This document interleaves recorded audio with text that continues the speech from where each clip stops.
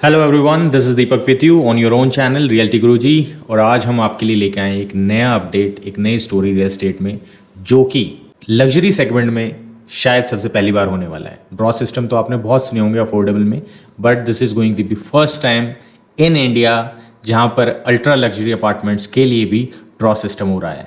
तकरीबन 424 यूनिट्स के against 10 times EOI आना, which is near about 4200 plus expression of interest. Yes, हम एक ऐसे एरिया में जाने की बात कर रहे हैं जो कि अल्ट्रा लग्जरी फ्लोर्स के लिए भी आपको ड्रॉ सिस्टम की तरफ लेके जा रहा है। Before we start our podcast, we want to congratulate each and every citizen of India for the successful and safe landing of Chandrayaan 3।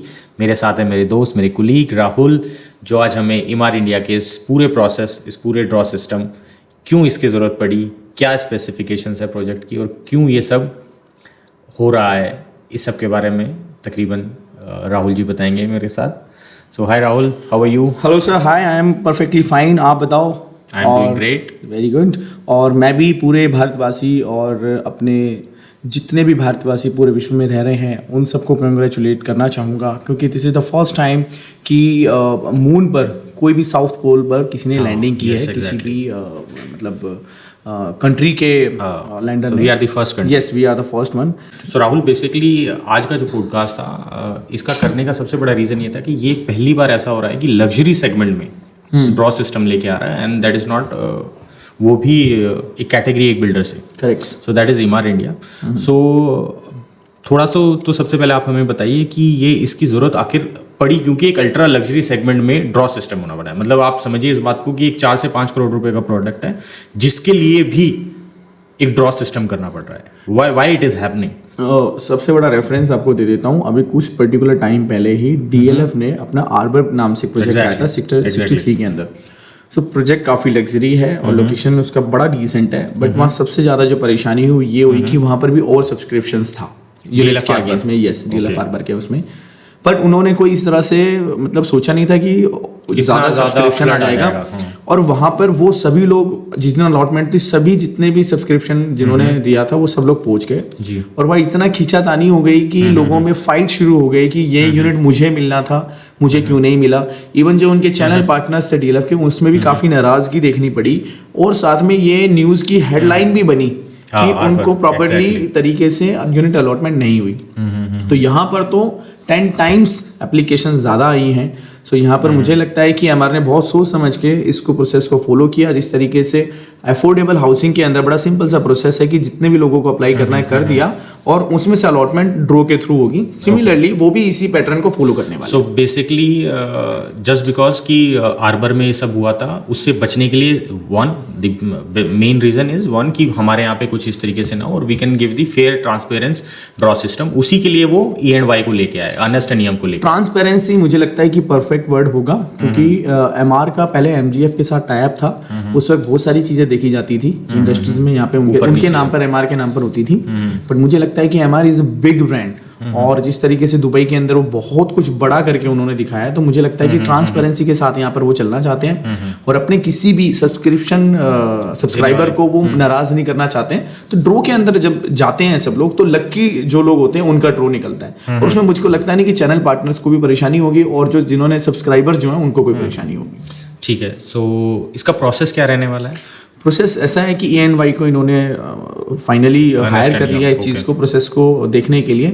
27 अगस्त जो कि संडे रहने वाला है, और उस डे पर उन्होंने फिक्स किया है ड्रो को। ड्रो ये एक्चुअली 2 सेगमेंट में करने वाले हैं। ओके।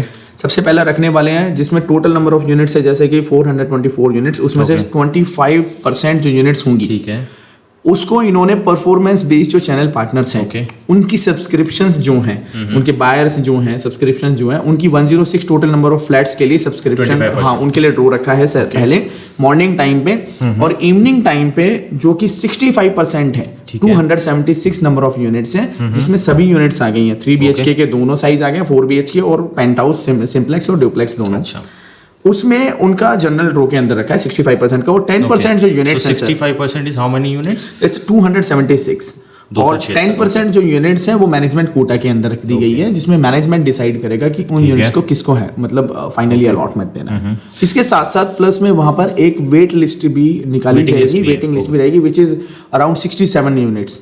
अच्छा, 67 यूनिट ऐसी रहेंगी जो मान लीजिए किसी का आ जाता है और वो इंटरेस्टेड नहीं है तो वो वेटिंग लिस्ट वालों को फर्स्ट ऑन फर्स्ट बेसिस पे दे दिया जाएगा। करेक्ट। सो तकरीबन अगर हम इस बात को समझे, out of 424 units 65% which is 276 units for general category, 106 units which is 25% for the performance based channel partners. Correct. And 10% will remain for the management quota. Correct, sir. Which is near about how many units? 42 units. 42 units. ठीक है, and there will be a waiting list for 67 units. Okay. तो 11 बजे होगा performance based जो channel partners है उनके लिए category में, और ओपन कैटेगरी का 4 बजे वहाँ पर है। और हम लोग तो जरूर देखने जाने वाले हैं इस पर्टिकुलर प्रोसेस को कैसे होने वाला है कि वहाँ पे आज कि कैसे रियल एस्टेट सेक्टर भी एक अनऑर्गेनाइज्ड वे से एक ऑर्गेनाइज्ड वे की तरफ बढ़ रहा है। करेक्ट। जब से 2017 में हम लोग आए हैं, जब से रेरा एप्लीकेबल हुआ है, तो हम धीरे धीरे इतने सारी चीजों को सुधार देखते जा रहे हैं कि ये बहुत अनऑर्गेनाइज था, जिसका जो मन चाह रहा है जैसे मन चाह रहा है उसको मतलब चीजें होती थी, बट अब तो ये चीजें होने लगी हैं, which is very good. So it gives you a confidence as a channel partner also. Correct. You know, when you sell the property as a dealer, as a consultant, ना, you also has a fear कि यार मैं जो property दे रहा हूँ ना, वो it has to be fruitful for the buyer, है ना? Correct. उसमें थोड़ा सा भी ऊंचा नीचे ना, तो हमारे मन में भी एक थोड़ा वो एक डर या एक चिंता का वो रहता है। तो it is also good for every channel partner also, and it gives us the confidence also कि हम बेधड़क हम हो गए प्रॉपर्टी। बिल्कुल। So like you said Rahul कि 10% सॉरी 10 फोल्ड यानी कि 10 टाइम्स ज़्यादा यूआई आई हैं। Correct sir. 424 के अगेंस्ट 4257 के करीब यूआई आना। बिल्कुल। तो ऐसा क्या कारण है कि इतनी सारी यूआई आना, इस प्राइस पे आना, क्या स्पेसिफिकेशन डिटेल, ऐसा क्या खास है इस प्रोजेक्ट में, इस लोकेशन में, इस स्पेसिफिकेशंस में? एक्चुअली वहाँ के डीएलएफ ने प्राइस तो बिल्कुल फिक्स ही कर दिया था, 18,000 रुपीज़ पे उन्होंने अपनी अलॉटमेंट जिस तरह से दिया था। दूसरा क्या है कि सर कि मार्केट के अंदर अच्छे प्रोडक्ट्स बहुत कम आ रहे थे।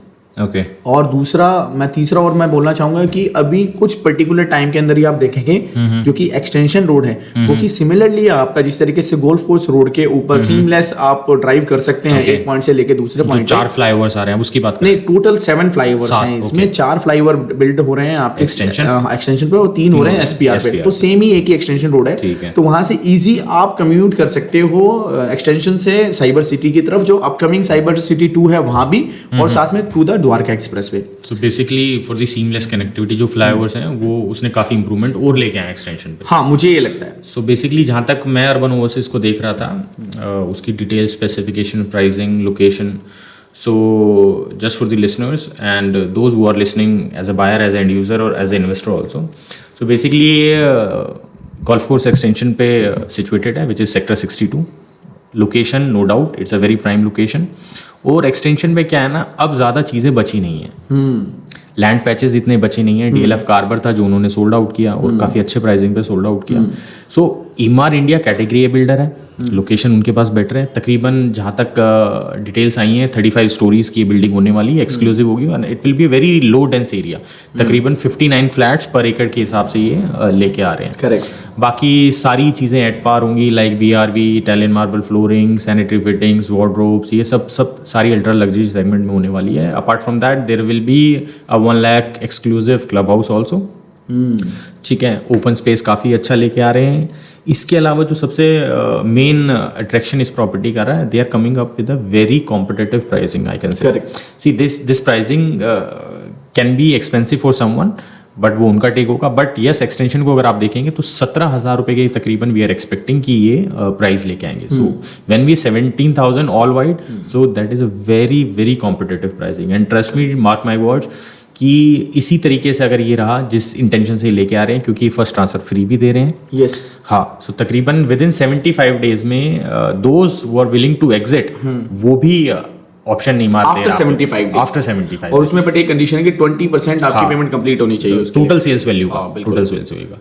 सो मुझे लगता है कि इस स्पेसिफिकेशन के साथ, इस लोकेशन के साथ और इस प्राइसिंग के साथ, this is our realty Guruji take कि हाँ, ये एक बहुत अच्छी प्रॉपर्टी होने वाली है। एंड डेफिनेटली ये प्रॉपर्टी 18 से 19,000 रुपये का प्राइस 110% हिट करेगी ही करेगी। एब्सोल्युटली। और मैं तो यही बोलूँगा कि जिन लोगों के नाम वहाँ अलॉटमेंट्स होंगे तो उनको एक अच्छा खासा प्रीमियम भी वहाँ पर देखने को मिलेगा। और मैं कहना चाहूँगा कि ये बिल्डिंग जब तक कंप्लीट होगी, 1-2 साल वहाँ बीतेंगे, तो डेफिनेटली एक अच्छा ग्रोथ भी वहाँ पे प्राइस में देखने को मिलेगा। बिल्कुल बिल्कुल। कोविड के पास एक्सटेंशन और गोल्फ कोर्स रोड पे जो सबसे ज़्यादा डिमांड रही वो रही 4 BHK की। करेक्ट। जितनी भी डिमांड्स आप वहाँ पे कंसीडर करेंगे तो आज की डेट में सबसे जल्दी बिकने वाला है वो सबसे बड़ा साइज है। प्री कोविड सिचुएशंस बिल्कुल उल्टी थी। True. There will be 2 BHK and 3 BHK वाला सेगमेंट जो ज़्यादा जल्दी बिक रहा था, बट ना पोस्ट कोविड जैसे हुआ 4 BHK का जो सेगमेंट है वो वहाँ सबसे जल्दी सोल्ड आउट हुआ है। यू टेल एनी प्रोजेक्ट जिसमें 4 BHK सबसे पहले हुआ, सभी के साथ ये हुआ है, सभी के साथ। सो ये था ईमार इंडिया अर्बन ओवरसीज की डिटेल्स के बारे में। पर इसके साथ साथ मैं एक चीज़ ज़रूर पूछना चाहूँगा कि ये जो नया ट्रेंड किया है, ये जो एक fair transparency process real estate में लेके आना है, इसके ऊपर आपका क्या व्यू है, क्या टेक है? मैं बड़ा कट एंड शॉर्ट, मतलब बिल्कुल कट एंड शॉर्ट में बताना चाहूँगा कि ये बहुत ही बड़ा इनिशिएट है कंपनी का, और मुझे लगता है कि बाकी कंपनियों को भी इस पे फॉलो करना चाहिए। तो जो भी बिल्डर्स हैं जिनके पास एक्स्ट्रा EOIs हैं या इतनी EOIs हैं कि तो उसके लिए मतलब हालांकि कुछ प्रोजेक्ट के साथ एक्स्ट्रा कम EOIs भी आती है ना, तो हम लोग से लिमिटेड ब्रांड्स के लिए बात कर रहे हैं। तो जिसके पास भी EOIs एक्स्ट्रा हैं, they have to follow a process which is very transparent and fair also, so that it can be a win-win situation for builder also and for buyer also. Okay, so this is all about in this podcast about the new process, new trend about real estate, और we wish each and every subscriber for Emaar India urban overseas कि उनको lucky draw में उनकी best units allot हों। For further information you can connect with us on our YouTube channel which is Realty Guruji. You may follow us on podcast also and YouTube also. We will share our contact number also for further information and details about the project or any other update related to real estate sector. You may contact us. This is Deepak signing off along with Rahul, wishing you a great, happy, successful life. Thank you. जय हिंद, जय भारत।